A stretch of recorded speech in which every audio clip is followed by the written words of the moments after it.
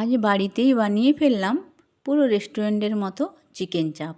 আর এই চিকেন চাপটা কিভাবে বানালাম সেটাই আজকে তোমাদের সাথে শেয়ার করব।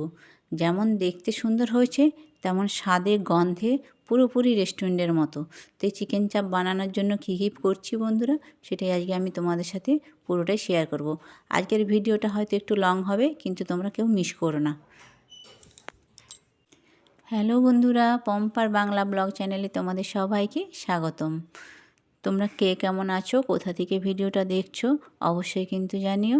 আর আশা করছি প্রত্যেকেই সকলে ভালো আছো। আর হ্যাঁ, আমিও তোমাদের ভালোবাসাতে মোটামুটি ভালোই আছি। তো দূরে কাছে দেশ বিদেশ যে যেখান থেকে ভিডিওটা আমার দেখছো, তোমাদের প্রত্যেককে জানাই আমার তরফ থেকে অনেক অনেক ভালোবাসা। তো বন্ধুরা, আজকে একটা সম্পূর্ণ আলাদা ভিডিও নিয়ে আমি এসেছি। আর এখানে হচ্ছে আমি কথা ভয়েস দিয়েছিলাম ঠিক কথা, কিন্তু একটা মাইক বাজছিল, তো সেই কারণে আবার আমি ভয়েসটা আমার আলাদাভাবে দিতে হলো। সেই জন্য হয়তো লিপের যে মানে লিপটা মিলিং হচ্ছে না। তো তোমরা সেটা কিছু একটু বুঝে নিও। আর সমস্ত ভিডিওটা আজকে দেখো, আশা করছি তোমাদের ভালো লাগবে। আজকের ভিডিওতে থাকছে সম্পূর্ণভাবে আলাদা। তো সেই ভিডিওতে থাকছে আমাদের বাড়িতেই আজকে বানিয়ে ফেলেছি বাসন্তী পোলাও আর চিকেন চাপ।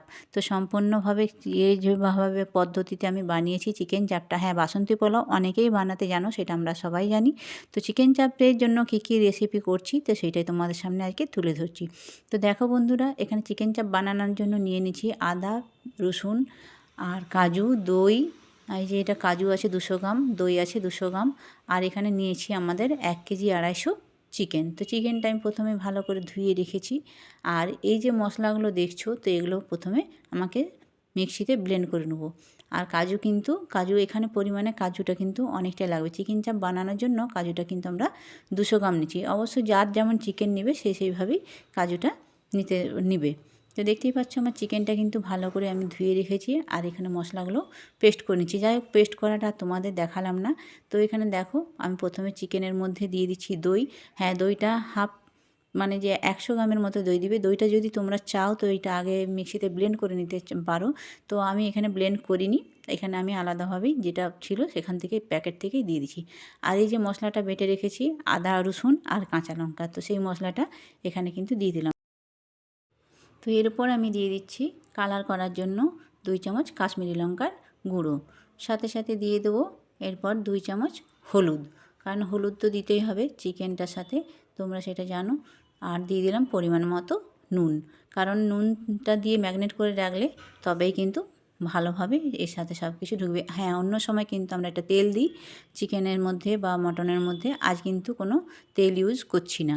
তো সব কিছু মশলা দিয়ে ভালো করে চিকেনটাকে ভালো করে একদম ম্যাগনেট করে, আর এই যে আমার হাত আছে, আমি তো কোনো মেশিন ব্যবহার করি না, যাই হোক চামচ বা হাতা দিয়েও কিন্তু করি না, ভালো করে ম্যাগনেট করে আমি এটা আপাতত 2 ঘন্টা রাখতে হবে। তো 2 ঘন্টা রাখতে হবে যেহেতু, তো আমি এটা রেখে দিলাম।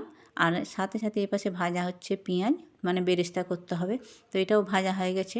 এরপর ফ্রাই প্যান বসিয়ে দিলাম, এইখানে দিয়ে দিলাম বেশ এলাচ আর কস্তুরি। এই এলাচ আর কস্তুরিটা কিন্তু মানে হালকা আঁচেতে ভালো করে ভেজে নিতে হবে।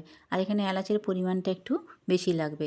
চিকেন চাপ বানানোর জন্য সবসময় কিন্তু এলাচটা মাস্ট, এলাচটা কিন্তু লাগে। তো দেখতেই পেলে আমি এলাচ আর কস্তুরিটা ভালো করে পেস্ট করে নিয়েছি। পেস্ট করে আমি এখন এটা চিকেন চাপের যে মানে ম্যাগনেট করে রাখার যে চিকেনটা তার মধ্যে ভালো করে মিশিয়ে দিলাম। এটা তোমরা যখন আমি ম্যাগনেট করছিলাম সেই সময় যদি আগে থেকেও করে রাখো তো সেইভাবে কিন্তু এটা দেওয়া যেতে পারে। আর এদিকে বাসন্তী পোলাও করার জন্য নিয়ে নিয়েছি আমি চাল।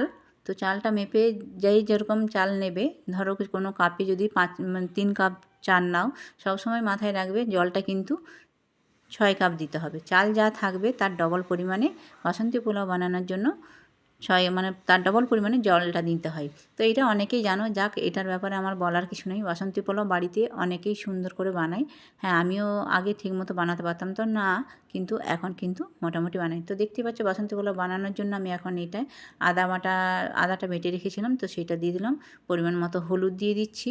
হলুদ এই কারণে দেওয়া হচ্ছে কারণ এটার নামই হচ্ছে বাসন্তী পোলাও, তাই কালারটা বাসন্তী কালারের হবে, সেই জন্য হলুদ দিয়েছি।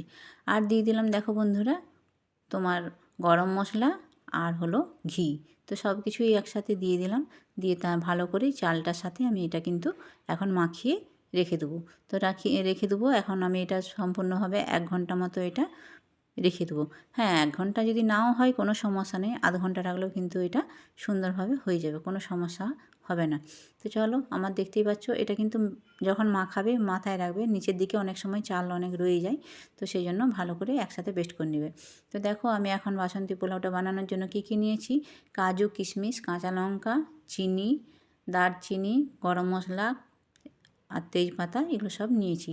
তো কড়াই আমি তেল দিয়ে দিলাম, আর তেলটা হালকা করে গরম হয়ে গেলে আমি কিন্তু কাজুটা দিয়ে হালকা করে ভেজে নিতে হবে। কারণ কি বলো তো, কাজু সব সময় মানে হালকা তেলের উপরে দিয়ে দিলেও কিন্তু সঙ্গে সঙ্গেই লাল হয়ে যায়, তাই মাথায় রাখতে হবে তেলটা যেন খুব কড়াভাবে গরম না হয়ে যায় এবং খুব নরমও যেন না থাকে, মানে গরম না হওয়াটাও যেমন না থাকে।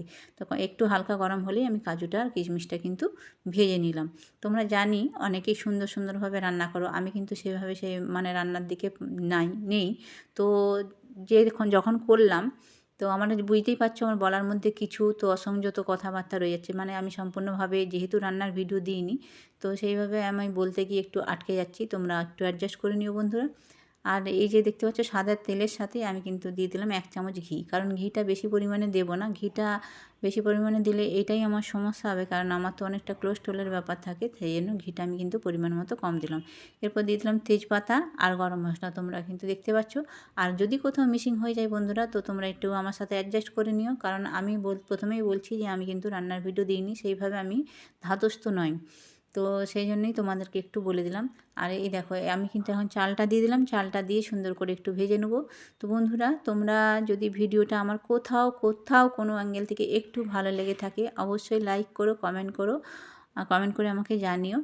আর নতুন বন্ধুরা তোমরা যারা আমার পাশে এসেছো, আমার সাথে আছো, তো তাদেরকে বলবো যদি ভিডিওটা ভালো লেগে থাকে সাবস্ক্রাইব করে আমার সাথে থেকো।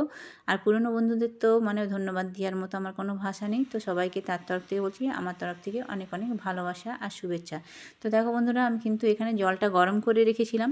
আমি বললাম, আগেই বলেছি যে বাসন্তী পোলাও বানাতে গেলে আমাদের কিন্তু যত পরিমাণে চাল নিতে হবে, আমি যদি 3 কাপ চাল নিই সেখানে আমাকে কিন্তু 6 কাপ জল নিতে হবে, কারণ জলটা সবসময় আগে থেকে গরম করে রাখবে, তাহলে কি হয় কাঁচা জল দিলে পরে সেইভাবে জিনিসটা স্বাদলা হয় না আর দেরিও হয়, এতে জিনিসটা ঝরঝরে হতে হয় না।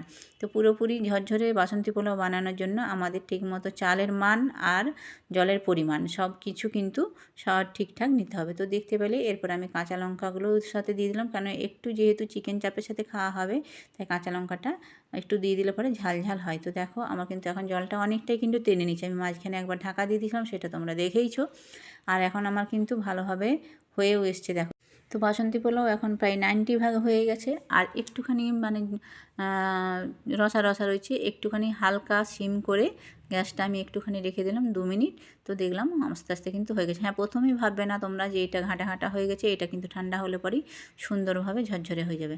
আর এদিকে দেখো আবারও তাওয়া বসিয়ে দিচ্ছি, তাওয়ার মধ্যে দিয়ে দিলাম একটু সাদা তেলটা দিয়ে, কারণ ওটা যেহেতু হয়ে গেছে এবার চিকেন চাপটা বানাতে হবে। আর চিকেন চাপটা রেসিপিটা কিন্তু সম্পূর্ণভাবে তোমরা দেখবে, মানে খেতে দারুণ অসাধারণ হয়েছিল। তো তোমরা সেই আমার মতো করে একবার বানানোর চেষ্টা করবে, আশা করছি ভালো হবে।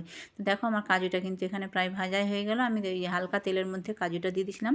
আর তারপর দিয়ে দিলাম পোস্ত আমি এখানে 3 চামচ ইউজ করেছি, যেহেতু আমার 1 কেজি 250 মাংস আছে, 3 থেকে 4 চামচ আমি পোস্ত দিয়েছি। পোস্তটা কিন্তু পরিমাণ মতো দিতে হবে, কারণ যে গ্রেভিটা তৈরি হবে এই পোস্ত আর কাজুর মধ্যে দিয়েই এটা কিন্তু গ্রেভিটা আমাদের তৈরি হবে।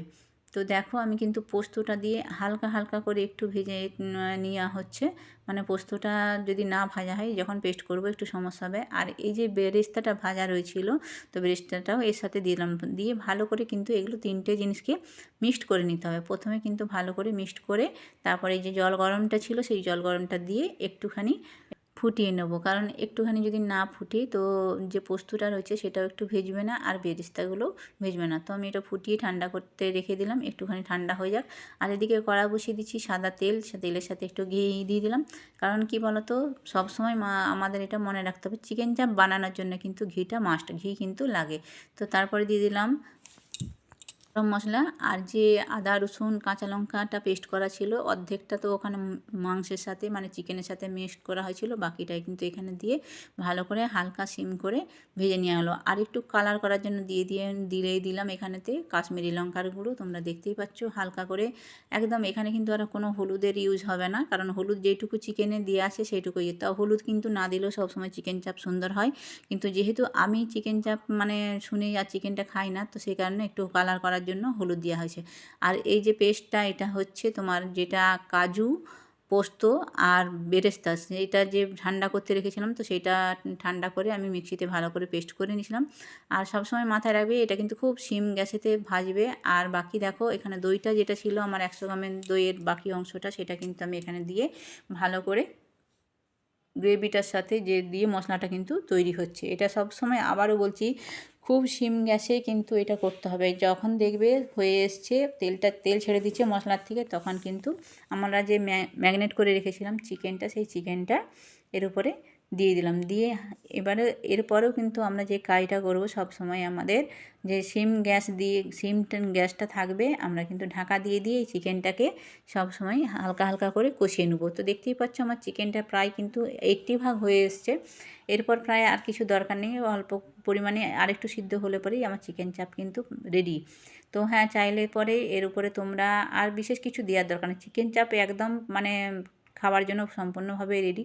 আর সত্যি বলছি চিকেন চাপটা এতটা সুন্দর হয়েছিল না, মানে ভাবতে পারিনি যে আমি চিকেন খাই না, তারপরেও কিন্তু এখানে আমি 2 পিস চিকেন খেয়েছিলাম। আর অসাধারণ হয়েছিল, অসাধারণ। জাস্ট মানে যখন চিকেন চাপটা রান্না হচ্ছিল, তো তখন কিন্তু ঘরটা এতটা সুন্দর গন্ধ বেরিয়েছিল, যেহেতু কস্তুরি দেওয়া ছিল, সব কিছু দেওয়া ছিল, তো সেই কারণে গন্ধটা কিন্তু দারুণভাবে হয়েছিল। তো এই রান্নাটা তোমরা একবার বাড়িতে করে দেখতে পারো, পুরো রেস্টুরেন্টের মতো কিন্তু এটা হয়েছে। আর তোমরাও একবার চেষ্টা করে দেখতে পারো যে মানে কতটা সুন্দর হয়। তো দেখতে পেলে আমি কিন্তু 1 কাপ পরিমাণে গরম জল একটুখানি দিয়ে দিলাম, আর আমার চিকেন চাপ কিন্তু একদম সম্পূর্ণভাবে রেডি। তো দেখতেই পাচ্ছ কতটা সুন্দর কালার হয়েছে আর কতটা সুন্দর দেখতে হয়েছে। তো চলো বন্ধুরা, এটা বাসন্তী পোলাও তারপর বিরিয়ানি সব কিছুর সাথে কিন্তু চিকেন চাপ সুন্দর লাগে খেতে। তোমরাও একবার বাড়িতে বানিয়ে দেখো, আশা করছি তোমাদেরও ভালো লাগবে। তো চলো, আমার এখন বানানো কমপ্লিট। আর এই যে বাসন্তী পোলাও রেডি হয়ে গেছে। বাসন্তী পোলাও দেখতে পাচ্ছ ভাতটা কিন্তু সুন্দর ঝুরঝুরেই হয়েছে। হ্যাঁ, একটু ঠান্ডা হয়ে গেলে পরে আরও ঝুরঝুরে হয়ে যাবে। একটু গরম আছে তাই আমার দেখাতে অসুবিধা হচ্ছে হাতে দিয়ে, তোমরা সেটা বুঝতেই পারছো যে মানে পোলাওটা কিন্তু গরম আছে। তো দেখো আমার কিন্তু বাসন্তী পোলাও রেডি, সাথে সাথে চিকেন চাপ। এরপর আমার বাড়ির সবাইকে আমি খেতেও দিয়ে দিচ্ছি। দেখো মানে তোমরাও চেষ্টা করো একবার আমার মতো করে বানিয়ে দেওয়ার। তো আশা করছি তোমাদের ভালো লাগবে। তো আমি দেখো একদম মানে যেহেতু বেলা হয়ে গেছিলো, সেহেতু আমি কিন্তু সম্পূর্ণ সব কিছু নিয়ে এসেই বসে পড়েছি। আর সবারই খিদাও পেয়ে গেছিলো। আর হ্যাঁ, সবচেয়ে লাস্টে একটাই কথা বলতে চাই, এই চিকেন চাপ কিন্তু আমি বানাইনি। আবার যদি আমার নিজের ক্রেডিট নেওয়াটা উচিত নয়, আমি সব কিছু রেডি করেছি, কিন্তু আমার ছেলে কিন্তু খুন্তিটা নেড়েছে, সেটার জন্য হাতটা তোমাদের দেখায়নি, কারণ ছেলে কিন্তু এই রান্নাটা করেছে, আমি কিন্তু রান্নাটা করিনি। খুন্তিটা ওই নেড়েছে।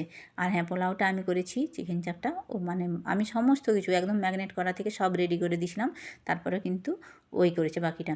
তো বন্ধুরা, দেখতেই পেলে আমার আজকের ভিডিও। যদি ভালো লেগে থাকে, আর এই যে আমার বড় পুত্র তোমাদের একটু দেখিয়ে দিলাম, ও কিন্তু মানে ক্যামেরার সামনে আসতে চায় না, তারপরেও একটু তোমাদেরকে দেখিয়ে দিচ্ছে, এই যে দেখো। তো ভিডিওটা যদি কোথাও ভালো লেগে থাকে, আবারও বলছি লাইক কমেন্ট করে আমার পাশে থেকো, আর নতুন বন্ধুরা সাবস্ক্রাইব করে আমার সাথে থেকো। তো তোমরা সকলে ভালো থেকো, সুস্থ থেকো। আবার কোনো এক ভিডিওতে তোমাদের সাথে দেখা হবে। Tata, bye bye.